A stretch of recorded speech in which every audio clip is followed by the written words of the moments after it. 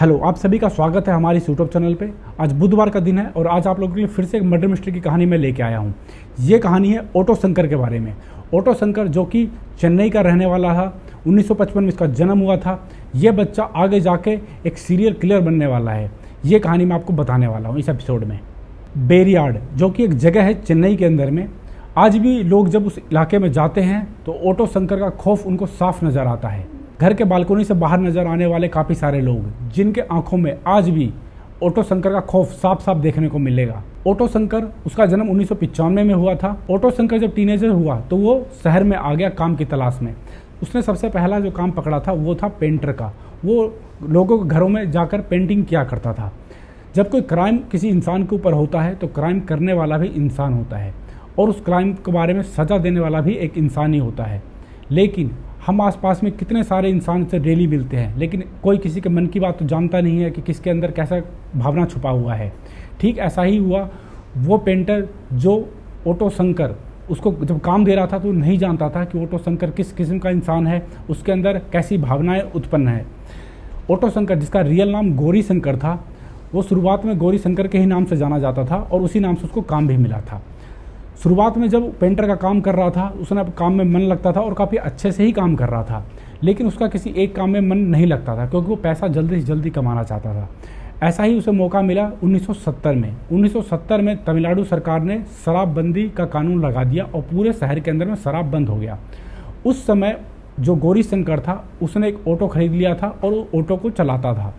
उसे उसका रोजगार चल रहा था। एक दिन कुछ सवारी को बैठा के वो ऑटो से एक रास्ते पे जा रहा था। आप तो जानते हैं कि ऑटो चालक दिन में कितने सारे सवारी को बैठाता है। उन्हें नहीं पता होता वो सवारी किस तरह के हैं, उनके मन में क्या भावना है, वो कहाँ से कहाँ जा रहे हैं, वो किस घटना को अंजाम दे के आ रहे हैं। ठीक इसी प्रकार जब गौरी शंकर अपने पीछे सवारी को बैठाकर ऑटो में जा रहा था उस रास्ते से, तो उसे भी नहीं पता था उसके पीछे जो लोग बैठे हैं वो किस किस्म के हैं, उनके पास जो सामान है उसके अंदर क्या क्या है। आगे जब ऑटो जा रहा था, आगे रास्ते में उन्हें एक बैरिकेड मिलता है जहाँ पे पुलिस की चेकिंग चल रहा था। पुलिस की चेकिंग को देख करके वहाँ पे काफ़ी सारा ट्रैफिक लगा हुआ था, लोग इकट्ठा हो रखे थे। जो पुलिस वाले थे वो एक एक गाड़ी को चेक कर रहे थे। इसी में जो गौरी शंकर था उसको ऑटो भी उस ट्रैफिक में रुक जाता है। ट्रैफिक को देख कर उसके पीछे जो सवारी बैठे थे वो हड़बड़ा जाते हैं। वो गौरी शंकर को कहते हैं कि भाई ऑटो यहाँ से घुमा लो, हमें वापस जाना है, हम आगे नहीं जाएंगे। ये सुन के गौरी शंकर उनसे कहता है, क्या साहब कुछ गलत काम करके आए हो क्या आप लोग, आप मुझे बता सकते हो। लेकिन उसका जवाब जो पीछे सवारी बैठे होते वो नहीं देते हैं। वो चुपचाप उससे यही कहते हैं कि ऑटो को घुमाओ और वापस लेके चलो, हमें यहाँ से आगे नहीं जाना है। गौरी शंकर के दबाव देने पे वो लोग बताते हैं कि हमारे पास शराब की बोतलें हैं जो हमने बैग में रख रखा है। ये सुन के ऑटो शंकर थोड़ी देर रुक जाता है, सोचता है और फिर कहता है, कोई बात नहीं, आप लोग आराम से बैठो, अगर कोई भी पकड़ा जाता है या किसी भी तरह का कोई घटना होता है तो इसकी जिम्मेवारी मैं लूँगा। ये कह के वो ऑटो को चेकिंग की तरफ आगे बढ़ाता है। सिस्टम में एक लूप होल था उस ज़माने में। पुलिस वाले जब चेकिंग करते थे तो ऑटो का चेकिंग नहीं होता था। इसी का फ़ायदा उन्हें मिला। 1970 के दशक में ऑटो चालकों को ये सोचा जाता था कि ये तो बस ह्यूमन को यहाँ से बैठा के वहाँ पर उन्हें छोड़ने जा रहे हैं, ये क्या शराब की तस्करी करेंगे। और इसी का फ़ायदा गौरी शंकर ने उठाया। जब वो ऑटो वहाँ से पास किया तो पुलिस वाले ने उसके ऑटो को चेक नहीं किया और वहाँ से वो निकल गया। इस घटना के बाद गौरी शंकर के दिमाग में एक नया प्लान ने जन्म लिया। अब वो ऑटो चलाने के साथ साथ शराब की तस्करी करने लग गया था। वो शराब को ऑटो में एक जगह से रखता और दूसरी जगह जाके उतार देता। इससे वो ढेर सारे पैसे कमाने लग गया। इलीगल काम में बहुत सारा पैसा होता ही है और लोगों के बीच में शराब का डिमांड तो आप जानते हैं, खासकर उस स्टेट में जहाँ पर शराब बंद हो। आज 2022 है और 2022 में बिहार में शराब बंद है, लेकिन बिहार में शराब का डिमांड आज भी बहुत ज़्यादा है और वहाँ पे ब्लैक में बिक रहा है। इस वजह से जो लोग ब्लैक का काम करते हैं उनके पास दौलत बहुत तेज़ी से बढ़ रहा है। ठीक यही काम उस समय 1970 में गौरी शंकर करने लग गया। वो शराब की तस्करी करने लग गया, जिसके वजह से उसके पास में बहुत सारा पैसा इकट्ठा होने लग गया। अब तस्करी के मामले में उस इलाके के अंदर में गौरी शंकर का एक नाम हो गया था। अब वो गौरी शंकर से ऑटो शंकर के नाम से जाना जाता था। शराबबंदी के खिलाफ लोगों ने वहाँ पे आंदोलन कर दिया और आप तो जानते हैं कुर्सी बचाने के लिए हमारे नेता लोग किसी भी हद तक जा सकते हैं। ये काम उस ज़माने में भी होता था, तो सरकार ने दबाव में आकर जो शराबबंदी का कानून था उसे वापस ले लिया। अब शराब फिर से बिकने लग गया। तो अब तक ऑटो शंकर को सारे नेटवर्क के बारे में मालूम पड़ गया था, कौन शराब खरीदता है, कहाँ पे बिकता है, कौन शराब का सबसे बड़ा ठेकेदार है, ये सारी जानकारी अब उसके पास था। इसका उसने भरपूर फ़ायदा उठाया। उसने शराब को बहुत धड़ल्ले से बेचा और बहुत ज़्यादा पैसा कमाया।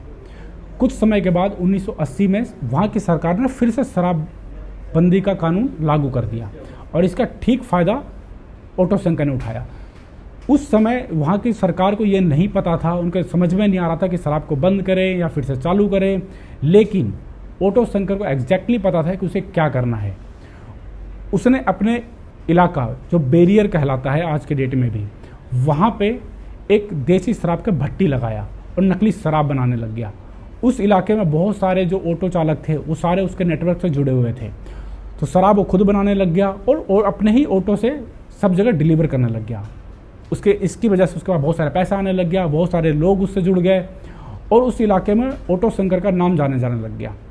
धीरे धीरे जब उसका पैसा आने लग गया, पावर उसके कंट्रोल में आने लग गया, तो वो फिर और भी क्राइम की तरफ बढ़ने लग गया। इसके बाद उसने लड़कियों को किडनैप करना स्टार्ट किया और लड़कियों को गलत धंधे में डालना स्टार्ट कर दिया। वो कॉलेज के बाहर उसका ऑटो लगता था, वहाँ से कई सारे लड़कियों को किडनैप करता था और बैरियर जो इलाका था उसका, वहाँ पे लड़कियों के साथ रेप करता, ज़बरदस्ती करता था और बहुत सारे नेता वगैरह को लड़कियों सप्लाई करता था। ये काम भी उसने स्टार्ट कर दिया। कुछ समय के बाद उसने किडनैपिंग और अटेम्प्ट टू मर्डर का भी कोशिश किया, लेकिन अभी तक इतना कुछ हो जाने के बाद भी ऑटो शंकर के खिलाफ एक एफआईआर भी दर्ज नहीं हुआ था, क्योंकि उसके खौफ से कोई उसके खिलाफ जाना नहीं चाहता था। पुलिस वाले को उसने अपने कब्जे में कर लिया था पैसे के दम पे।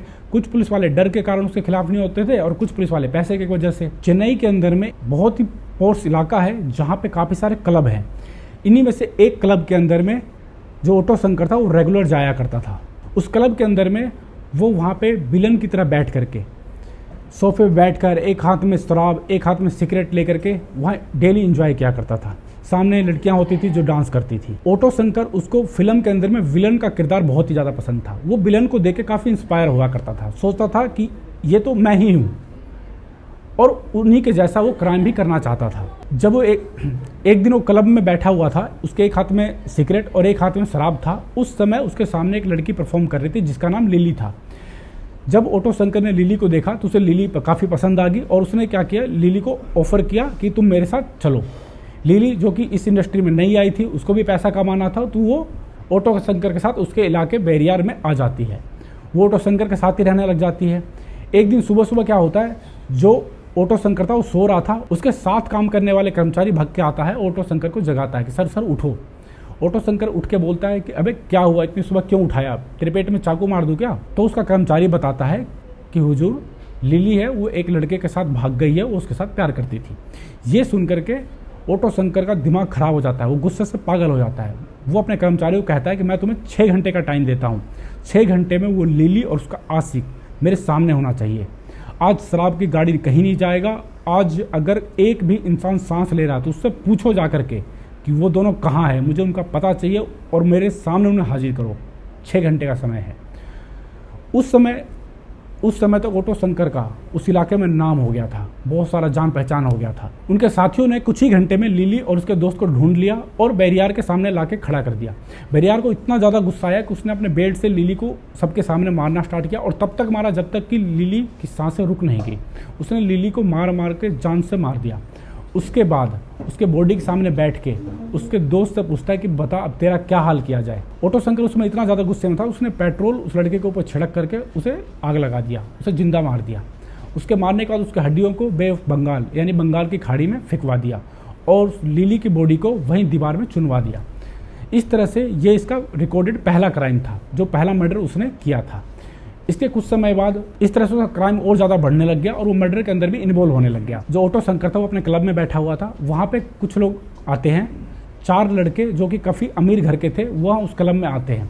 उस क्लब में वो भी इंजॉय करने के लिए आते हैं और वो जिद करते हैं कि लड़कियों को अपने साथ बाहर लेके जाएंगे। क्लब के अंदर इस बात का सख्त मना था, तो जो वहाँ के कर्मचारी थे, जो ऑटो शंकर के लोग थे, उन्होंने उन लड़कों को मना किया कि यहाँ से लड़कियाँ बाहर नहीं जा सकती है।